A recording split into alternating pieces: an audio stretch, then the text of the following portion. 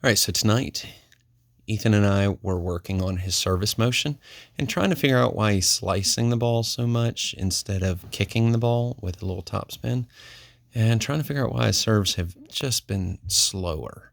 It just seems like he can generate a lot more force than he's generating without putting any extra effort in. Tonight, we found out why. So we've got Ethan working on an abbreviated motion still, starting off more in halo position or trophy pose. But look at the left arm. So the one on the right, is the before. Let's see if I can do a little B. And so, okay, that was a clear button. But so this is the before, and all right, and this is the after. We'll give that an A. All right, so the before and the after photos. Look at the left arm at release. And so you can see in the before, we have a left arm position here. In the after, we have a left arm position here. And we figured out that Ethan's left arm in the before was really holding up his shoulders and trunk from rotating. So watch what happens as he comes in contact with the ball. And so on the after, he worked on tucking his left hand into Pledge of Allegiance.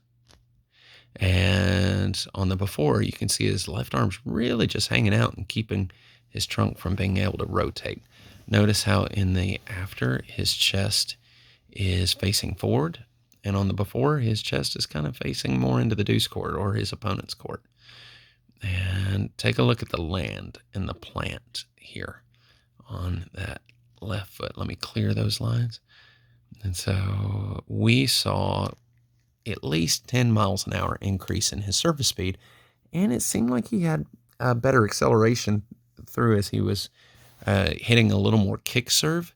And so his balls were bouncing up about 7 feet at maximum height. So they were above the bar on the fence behind him, or behind the court whenever he was hitting.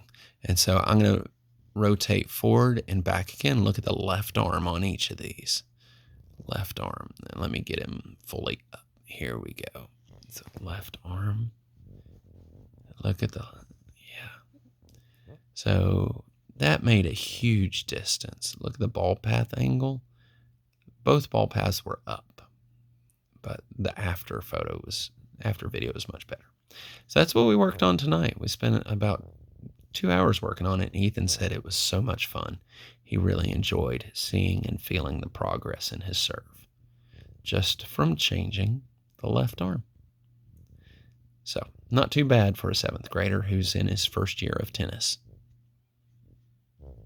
All right. Let me push the play button, and we'll let it play all the way through. Normal speed. And we did a calculation a few minutes later and figured out that he was serving at 51 miles an hour. We actually stepped back and watched full court, and it was a lot of fun for him. So that's some of our work tonight. Well done, Ethan.